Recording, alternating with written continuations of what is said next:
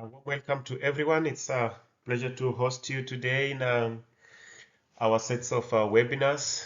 And today we launching out to talk about crafting a compelling personal statement or motivation letter. And as we go through the webinar, we'll be describing to you the motivation behind uh, conducting this series of webinars, and especially among students who are seeking for opportunities to further their studies, some seeking to launch out into new career opportunities, or even securing scholarships, fellowship opportunities, grants, and different work opportunities that could strengthen their career growth. My name is Godfrey Mayok, and I'll be your host. And for those that we have not met before, I'll give a brief introduction of myself so that we have some sort of familiarity.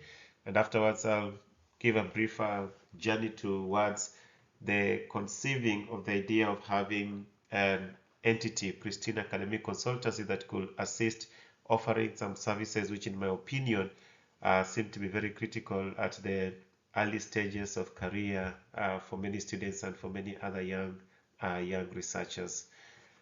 So I attended university education at the University of Nairobi. Then later on, I got a chance to pursue my master's at the University College London in the UK at the School of Pharmacy, and then also to attend the University of Cape Town. And all along this journey, I've been exposed to different aspects of pharmaceutical sciences, drug discovery, and in the course of which I've been able to interact quite extensively with different aspects of teaching and research. So, for example, at the African Institute for Biomedical Science and Technology, I had an opportunity for my first time to get my footing into research to understand academic language, scientific language of writing, and in fact, this is what helped me to be able to get my position at the University College London, because I was supposed to write a personal statement, which was something that was going to be very new and very difficult for me in the absence of this prior experience. After completing my master's in the UK, when I returned back to Kenya, I got a chance to be part of the faculty at Jomo Kenyatta University of Agriculture and Technology. Uh, in the period of which I also got another opportunity to go down to Cape Town in South Africa for my doctoral studies, and alongside later on for my postdoctoral experience at the Drug Discovery and Development Center as well within the University of Cape Town. And then most recently, I've had the opportunity of visiting the Helmholtz Institute for Pharmaceutical Science in Germany. And along this journey, I've been able to see, come face to face, experience, as I mentioned, different aspects of academic writing, scientific writing, and brushing shoulders with different people, including across the spectrum, from young researchers, newer students coming in, those who are a bit established, and that has helped to acquire and develop some kind of skills and experience along the way. And part of this journey has been identified, or rather characterized by the need of being able to apply for funding of different sorts. For example, for schooling, the UK, as you know, education is quite expensive, and I wouldn't have been able to afford that. So thankfully, courtesy of the Commonwealth scholarships, I was able to secure a position. And then along the doctoral studies, there were opportunities to apply for different funding to supplement the funding for my studies, for travel, to attend conferences. Those are some of the opportunities that you get to be able to enlarge your network. And then also, in the course of growing in the career, you get to start contributing back to the scientific community in terms of providing peer review for scientific articles, for example, the Lancet Global Health Journal and other biomedical journals that I've been able to contribute to, and also funding bodies before they proceed to select whom to give funding. They reach out to different are experts, people that they think they have the knowledge, they have the skills that could support them and help them in making decisions to give uh, deserving applicants the funds for their different career growth or even for their research needs. So, based on my own personal experiences as a student, as a young researcher, and then coming into the academic field, engaging with the students, getting to engage with their work in terms, for example, of assessing their research work through examination of their thesis. Some of them they reach out needing help with providing reference for their applications for jobs or for further studies. And as I mentioned already, my own exposure in scientific writing, writing articles and reviewing articles, together with that, playing a role also in shortlisting candidates for positions in groups that I have been involved in, and also getting to have one-on-one interactions with students who are not sure which career path they would want to take. I've come to be able to realize the mismatch between the potential that many of our early career researchers have, many of them new fresh graduates or early career graduates, and the opportunities that they are seeking, that while they are very good potential candidates, they just lack that little support to help them to bring those opportunities into realities. And then that's now what led to the idea of coming up with a formation that could help provide, among other services, enhancement of scientific or academic writing, professional communication services. When you see a job and you want to apply for it, what should you say? What should you write? How should you come across in your application documents? How should you put together the work that you have spent so much time to do for your undergraduate or for your postgraduate program? Should it just end on the shelf? Research should be communicated out there, and scientific writing is one of the ways that this does happen, and it's something that I have quite a passion for. So you come to realize that in the course of navigating the journey into a profession, into a career, there are different documents that you need to submit, and you are familiar with this. You will have interacted with this when you apply for a job. Perhaps the most common that you're aware of is a CV or a resume, and in some cases they say let this be accompanied by a cover letter. In some cases you're told you also need a personal statement while you are applying for this position. We also need a referee. Sometimes it's enough to list the referee. At times you are asked that you should provide written reference or recommendation letters from your referees. And as we mentioned, these are required in very many types of applications. Could be admission to universities, could be for jobs, could be for special competitive offers like scholarships or fellowships, and indeed even funding. Or you just need to look for the right person that you can work with, who can help you to be able to accomplish a particular task, and they want to know whom can I work with, who will be a suitable partner to collaborate with in this project. And looking back retrospectively, if we will all appreciate the role that these documents play, I believe we would put in a little bit more effort and more conscious uh, effort to be able to represent ourselves in the most competitive or in the most professional way. We start off by describing why these documents are important, as we have listed in the previous slide.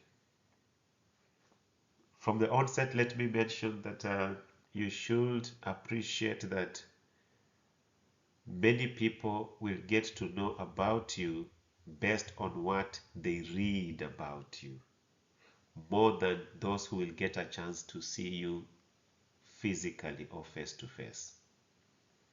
In other words, what I'm saying is that in the course of your career and in the pursuit of different things that you'll be looking forward to, opportunities to grow yourself, many people will get a chance to be able to judge you or to assess you based on your written works before they get a chance to meet you physically, if at all you get an opportunity to have to meet them one-on-one.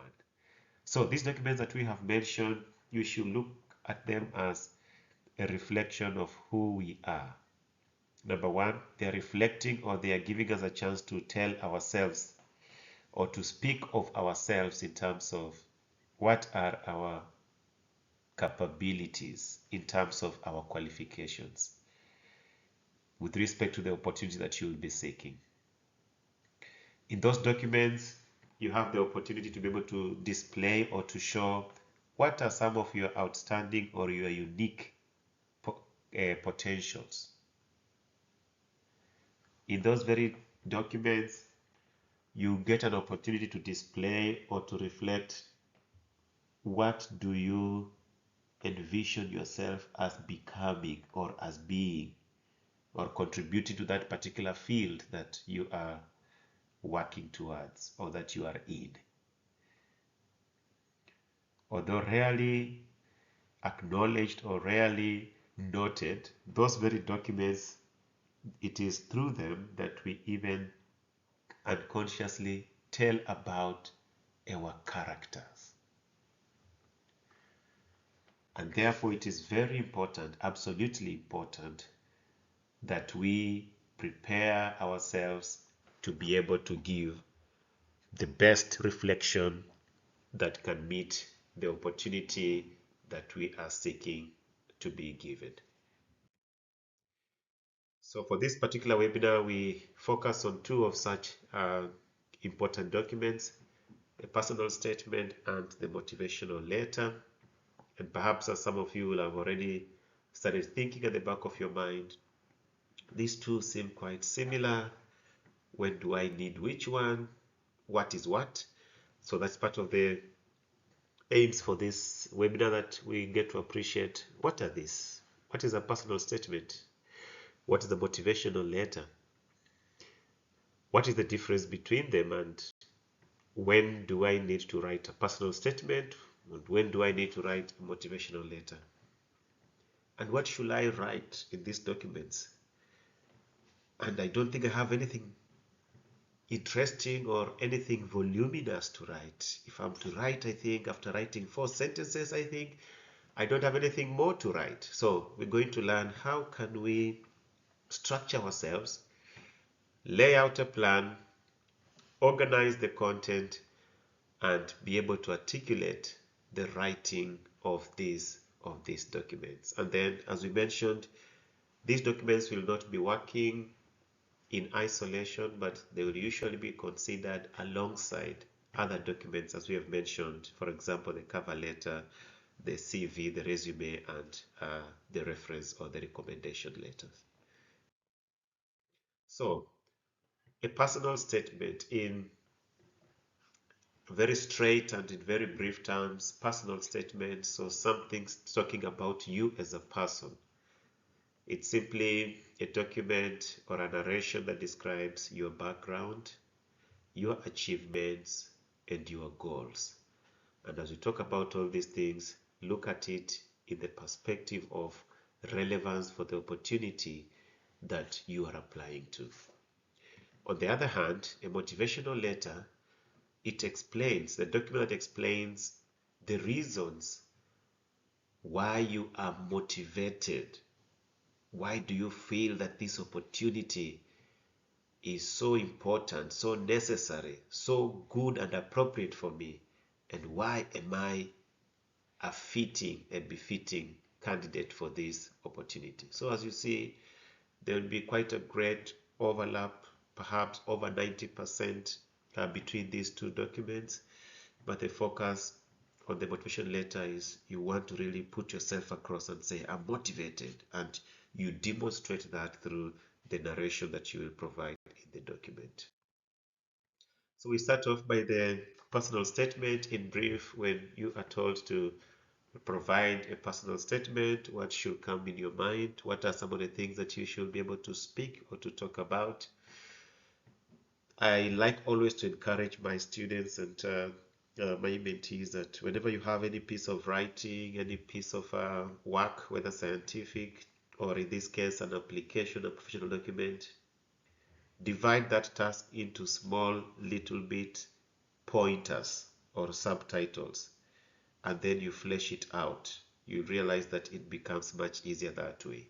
So think about having an introduction section where you'll be able to talk about, you introduce yourself. Who are you, and what is your intention in relation to this opportunity?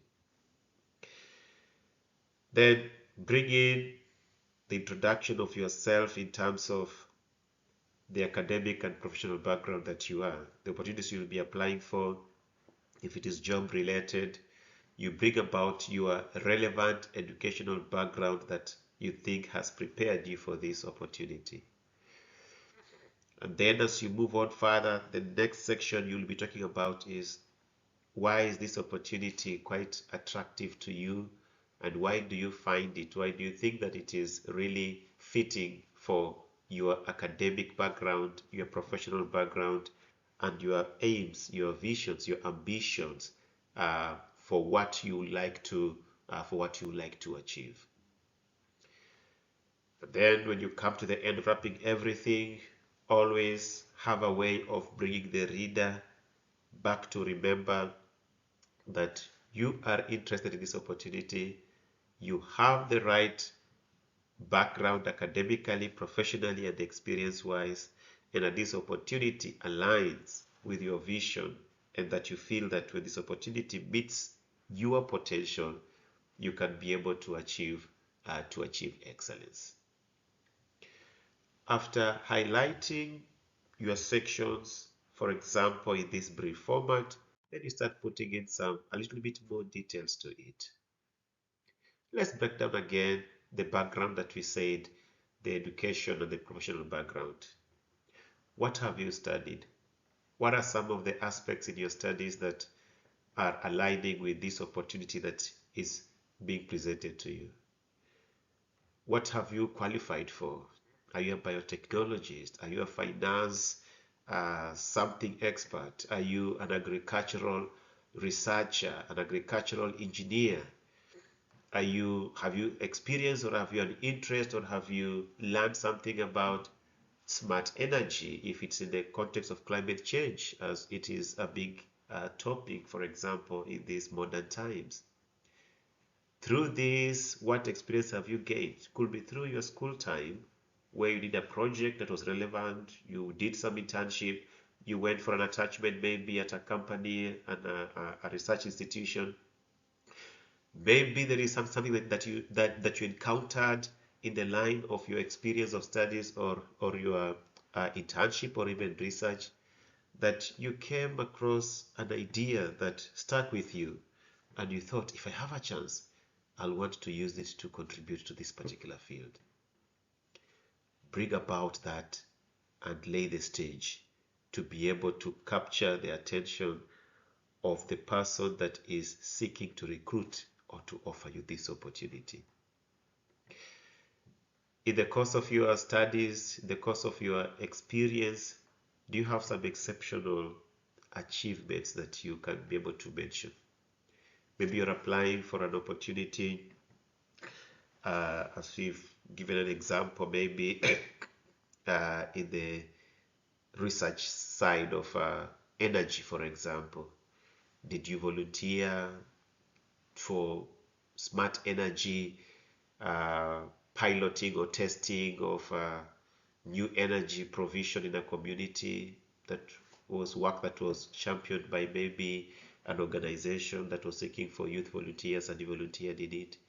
Is it a health related field, and you have had a chance to volunteer in a community, and you've seen the challenges that are imposed by a particular disease, that now you have a chance to be able to do work on it, either by furthering your studies or doing some research on? Bring out that story in that respect. Could you have received recognitions perhaps for some of the work that you have done? If you managed to do a publication or a presentation in a forum or something, find a way of being able to tie it in here. Have you demonstrated some unique capabilities in addition to being academically competent? Do you have some leadership skills? Do you have some problem solving skills? And can you demonstrate that in the narration of the journey that you have taken this far? As you move on and you demonstrate like that, let your goals start coming up and reflect them very clearly. What do you see yourself being in the field? What do you hope to be? Do you hope to be perhaps a researcher in the field and contribute also to teaching? Demonstrate that and give specific examples. I intend to gain this knowledge and my vision is to become, initially maybe a researcher attached to the university, or currently I'm working at the government institution of this and that as a research assistant. After this opportunity with experience, there's the possibility I'll grow into the roles to become coordinator of this and that. Bring about that thing. And in the midterm, in the intermediate term, 5 years, 10 years, I see myself becoming this and that. Then talk about how you hope to grow and expand your influence and your reach with the experience that you are gaining in the field. Then you come down to a summary whereby you reinforce or you reiterate your competence, your experience, and how this opportunity fits into your overall career vision. You find that the same goes for a motivation letter. Some information introducing yourself, giving the background of your academics and your profession, and now giving more weight on why this opportunity. Could it maybe it's an admission for a postgraduate program, it could be a scholarship, could be a research. You really nail and rub it in why this is fitting in your goal, why you are so motivated about it. You will have spoken about that if it were just a personal statement, yes. But here now in the motivation letter, you're trying to really come out so strongly and being able to demonstrate why you accumulated experience and your vision and your passion for it makes this to be an opportunity that you will not want to let go, you will not want to lose. And you are showing yourself, putting yourself forward why you find yourself to be the right person and how this opportunity will help you to be able to move forward in terms of your ambition. Also in this case for the motivation, just as you would find a way to put it also, even if it were a personal statement, but more so in this motivation letter, show that if you are to get this opportunity, what are you going to bring on board? What is going to be your benefit? One, to the group that you'll be going to join, if it's a research group, it could be an admission to the university school, to the workplace, or if you get that funding, of what value are you going to add? How are you going to amplify the benefits or the positive outcome that will come from you winning or getting that opportunity? And then again, say something about how you hope this to grow you into the future. So again, if you break it down as we have done with the personal statement, you find that you can easily spread out the different sections, and that getting content to populate in those different sections becomes much easier. Don't just start writing from the go and then you find that after 5 sentences you feel that you have dried up, you do not have words. Taking time to be able to think and order your steps, it's very crucial. So in this case, as we have done previously for the personal statement, you can be able to have an introduction, introducing yourself in terms of your identity, career-wise. Are you a student? If you're a career, what level of career are you, your profession? What have you done previously in your academic journey? What work experience do you have? This could even include the internships and all that. Again, unique competencies that you have acquired along the way, describing how you relate in terms of your competencies with this program. What are some of the things that you have seen? So that means you will have done some background checks if it's an admission to a university to see what they are offering, for you to be able to acknowledge their strength and to be able to see how you align with that opportunity. And again, as we said, what makes you to be the right person for this opportunity. And then don't forget that when you come to the conclusion, you give a summary of what you find yourself being competent of bringing on board, given your experience, given your vision and ambition, and given the possibilities that these opportunities bring to you on board. So a typical narrative kind of a writing, whereby from the beginning somebody should be able to see you coming up strongly. In the middle there, while describing those other things, you still inject and remind the reader that you are here and you're a good candidate, and it's because of these reasons. At the end, you are punching it, finishing it on a high note, so that you have distributed your writing in a way that you are keeping the reader, the person who will be going through your work and selecting, focused and knowing that I am dealing here with a very competent person. Things that you need to remember when you're writing a personal statement or a motivational letter: always, always, always take time to read about the opportunity you're applying for. If it's a job place or an admission, get to understand what do they do, what does that company, what does that department do, what are their strengths, what are they good at, what facilities do they have, what is their research like. If they have a head of department there and different researchers doing different things, what are they doing? Read a bit around it. Just from the website you should be able to find this information. Then check, when they have asked you to do this application, what have they asked you to submit? Do they want you to write a personal statement? Do they want you to write a motivational letter? And do they ask you to follow a particular structure? For example, have they said, write a personal statement describing this, this, this, and that? Or have they left it to you as a blank check? When you are writing, let it be your story. This is something that holds a lot of weight in determining who gets an opportunity, especially for very competitive positions, where your story is what is going to decide who of these 2 or 3 highly qualified people, based on their academic, based on their transcripts, all of them are good. It could be the personal statement that is going to bring the difference. Let your story flow and be authentic. Avoid just using generic big words, generic business words that everybody can come across and mention. I am hardworking, I am diligent, I am committed to teamwork. All those nice big words, anybody can be able to say them. And it is easy when you just do an AI assisted writing to say, help me write a personal statement. Anybody can, any intelligent person can read and know this one is purely AI generated. And while it could be a tool that could have helped you write something good, in this case, it works against you. When you want to show that you have gained some skills, leadership skills, problem-solving skills, you have overcome challenges, don't just use generic terms. In the course of our research, our work, we experienced some challenges, and I was hardworking and determined, I was resilient, and I overcame. You have not said anything that can help the reader, the selector, to see your strength.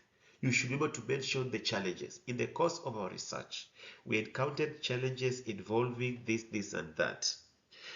As a team, I led a team to propose applying this, this, and that led to reduction in this, this, and that, therefore enabling us to achieve our goals. Be clear, straight, in a brief way, concise, but speaking the substance, not just wallowing around. And in case if you have some personal uh, experiences that could assist you to bring up your story.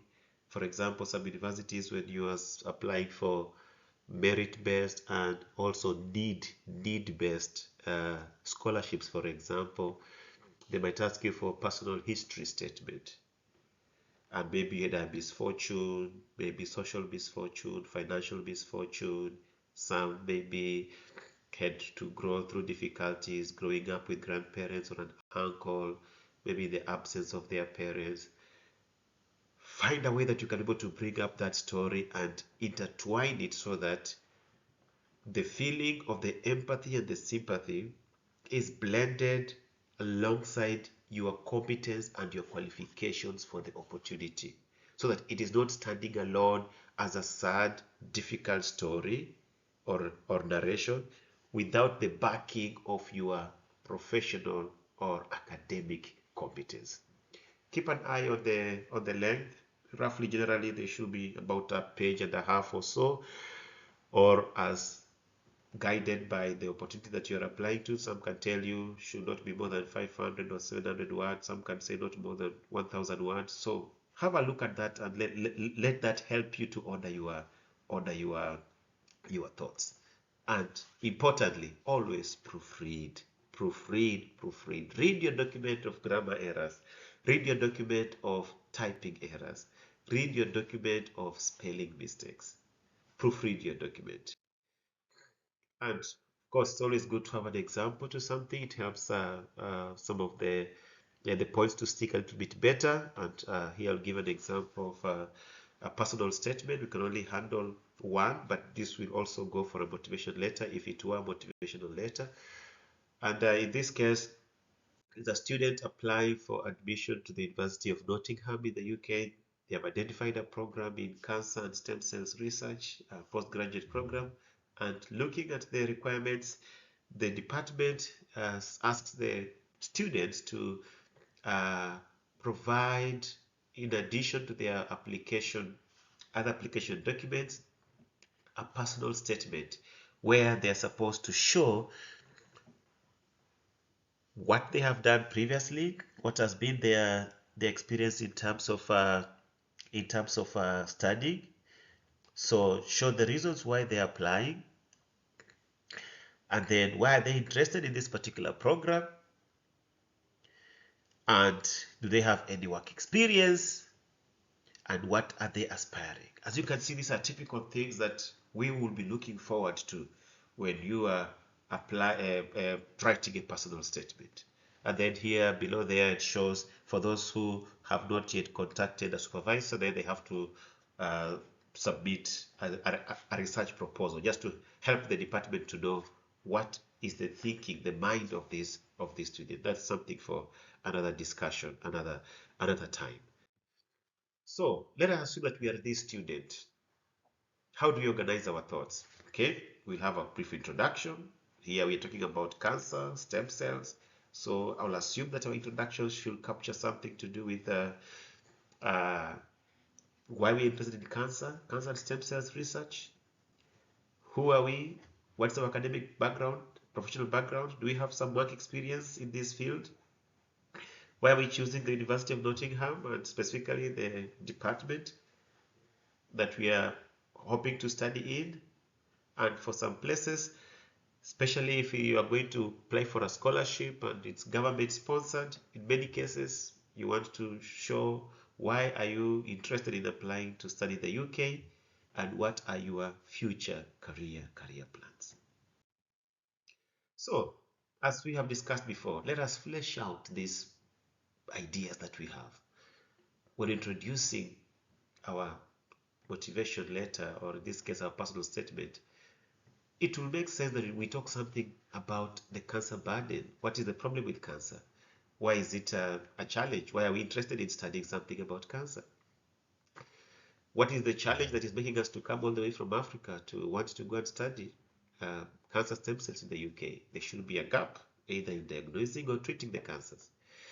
And then you punch it in, you say, yeah, we have this problem, but the bigger problem is that we do not have enough qualified people with this knowledge, with this experience in Africa. Then bring in your academic background. What have you studied? Has your studies prepared you for this field? Look for some way you can tie in some subjects that you have done that can help you describe your preparedness. Have you done some lab work? Have you done some practical work? Did you perhaps get a chance to visit a cancer hospital or see the cancer burden that really made your heart sink and feel, oh, if I have a chance, I will want to do something in cancer research? Why are you choosing the University of Nottingham? So why is it special to you? Don't just use generic words, as we have said. Don't just say, oh, it's a good university, wonderful university, it's high standing, high ranking. Anybody can say that. Try to go a little bit deeper, tease out something that will be specific and relevant for your particular program of study. Do you have some ideas that you can pick up after reading and checking the members of the department that you could work with? Is there anything else that generally makes this to be a wonderful, enabling environment for you to be able to start your career, postgraduate life? Why is the UK interesting? Find out something that you can be able to say that can facilitate and enable you in your career undertaking. And then for the future, of course, always have a plan. What do you intend to do? What do you hope to do in the next few years, in the immediate plan? And if it's a scholarship that needs you to return back to your home country, for example, the Commonwealth Scholarship, like the one I had, you need to be able to bring it out and say, yes, after the studies, I'll look forward to return to my home country to do this, this, and that, as I keep, the research network and the connections with my alma mater. And you find a way of being able to come across as somebody who has a plan and who has a vision. Then end up by mentioning why this opportunity is great for you and why you find that you are an appropriate person. So let's see how this student approached this. So in introduction, so effort is done to be able to show that, yeah, cancer is a problem. Several thousands are affected. About 80% of them don't make it. So there is a need there. And it's only a few diseases that are competing with cancer in terms of causing the death. And showing that, yeah, there is a need. It's a medical need to improve treatment and to improve the diagnosis and the treatment. And then here you bring in the subject. This program is important because it will be able to help to bridge this gap. And then you're mentioning that, yeah, although the whole world is having this challenge, but there's a particular problem, this expertise is lacking in Africa. And therefore you're showing that this is an opportunity to be able to bring this experience into Africa through my enrollment into this program. So academically, how is this student suitable for this program? They mention what they have done. And then they mention that, yeah, in the course of the program, there were so many other disciplines, some subjects that they studied, and they mentioned them. And then they want to find a way of mentioning that, yes, I'm not so new to the laboratory. I've done extensive laboratory research. And apart from the lab work, I have also been involved in some sort of research. They took part in a US-sponsored research program that was bringing health professional students working together, and this gave them experience in, among others, research ethics and writing of research proposal. They are trying to show themselves as people who are prime, who are prepared to undertake a research program. Then they move on to talk about their work. So they have worked in a hospital setting, and to be able to strengthen their candidacy, they mention about having experiencing different medical conditions, including a cancer unit or a cancer ward. And then here they cleverly put in the statement that before that, as a student, they were able to volunteer at a cancer center. And there is where they saw the need and a passion for pursuing a career in cancer research grew. So they are cleverly integrating all this information here, and then they come in now to say why they are choosing the University of Nottingham. So they're saying what someone will have easily said, oh, because University of Nottingham is wonderful, it is high ranking, it's a good top university, but they say it in a nicely, cleverly way. They say, I've taken time to think about the choice of the university, and its research is world leading, and they are showing proof based on the ranking in these reputed ranking organizations. And then they mention that the university actually has a teaching hospital that helps to support experiential learning. And then they go further, they mention that they are aware of the units that they expect to be taught, showing their preparedness and having gone through the work that is going to be done.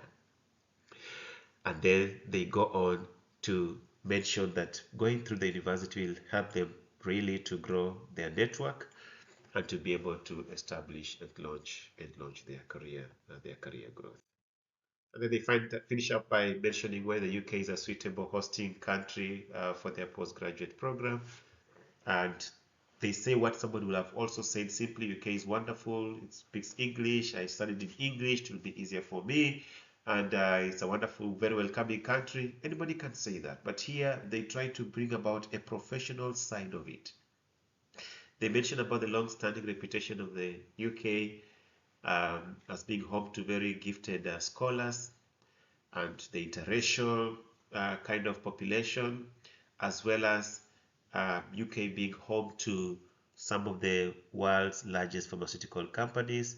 And the idea here is that they can be able to benefit from potential collaborations or even industry-based placements and learning opportunities. So this just one of the example to show how you can be able to knit together your different uh, aspects of your background, your competencies, your vision, and tying together with the information of the place that you are seeking to go, if it's an admission or a job place you are seeking to work with. And then here finally finishing with what are the future plans. Perhaps this was a scholarship that needed them to come back to their home country, so they nicely mentioned that and to utilize that knowledge as they continue to grow their field, acknowledging that they'll be among pioneers in their field and contributing not only to the country but as well to the continent, and then by extension to the world. So supposed to be a story, supposed to flow. Even if there's sections that have been proposed for you, let these sections not be disjointed. Have a way of being able to create flow. So what should we remember? Don't have generic content. Generic content means that anybody can just say those things that you have said, even, and there is no attachment, no personal attachment to it. AI can generate that. And the people who are reviewing these documents, they also know that AI is there. They are not stupid. So they can read, they can see, and they can feel, they can sense. And don't just repeat information that you have put in your CV. Be able to adapt and try to come out strongly and in a convincing way to your in your application. Don't just have a flat opening. My name is Godfrey Mayoka.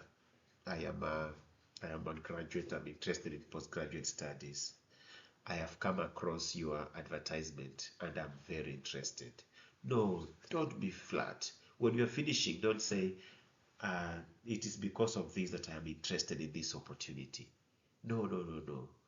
Take effort and let someone be able to see the palpable excitement that you have all through your document.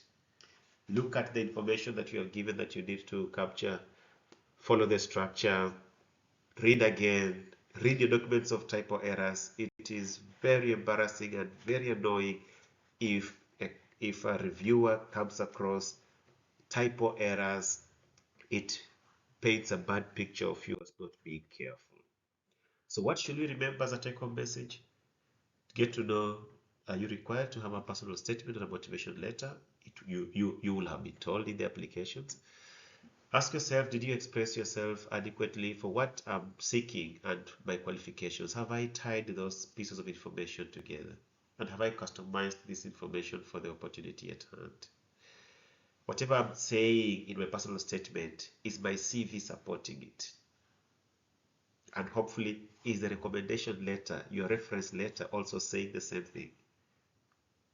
Have I expressed what my vision for the future is? Did I proofread? And I've prepared a template and a checklist that you could download from the website and could perhaps help you for future reference when you are seeking to apply for opportunities where you're needed to submit a personal statement or a motivational letter. So I would like to end by emphasizing that do not take anything for granted. The competition out there is very real, especially for African applicants, students, professionals. We face a very stiff competition. Of all the documents that we have listed here on the right hand side here, cover letter, CV, personal statement, reference letters, when there is an application that needs you to provide all these before you get an offer or before you get a chance for an interview, assuming that you have a very good cover letter, so meaning that here you have agreed, you have a very good CV, so you have agreed, but because you didn't know how to write a personal statement and it was not very strong, maybe just average, a 50%. Reference letter, maybe you also, it wasn't very strong. Maybe the person who gave you the referees was just lazy, give you a weak one. So chances for you to get invitation for interview becomes very difficult. Or it could be for your cover letter, you just tell us later, oh, I did a cover letter, so you just did a very quick one and it was not very strong. So you only have a good CV, but the rest you have them not very nicely done. Chances for the offer is very, very low. Or you try, you have a very good CV, you have a very good cover letter, personal statement, you're not so sure. Reference, maybe you have a supervisor who understands what it means to have a very good reference and they have taken time to write you a good one. But then the interview panel sees the reference is very strong, CV looks good, but you don't come across convincing in your personal statement. So they might say, okay, let's just give him or her a chance to come to the interview. We see how it goes. It could be that everything to you is just average. Cover letter is just there. CV average. So not so sure whether you'll be able to get an interview to be evaluated compared to others who will have done a better job. So for you to tick all these boxes, excellent cover letter, excellent CV, excellent personal letter, excellent reference letter, excellent opportunity to go to the interviews, you need to put in effort. And this is one of the steps that I hope will help you to move in that direction. So it's your turn to be able to ask some questions. I guess we have some 10 or so minutes to be able to do that. Thank you so much that you could join in, and let me see if there's any questions to be able to respond to. And hope this session was helpful and that you can be able to build on your competencies, academic writing, professional writing, and please let us know if there's some other topic suggestions that you would like us to talk about to air as free webinars. Please feel free to drop an email, visit the site, and just leave a message. We'll be able to find that. And thank you so much that you could join us for this webinar. And all the best in your applications. Thank you.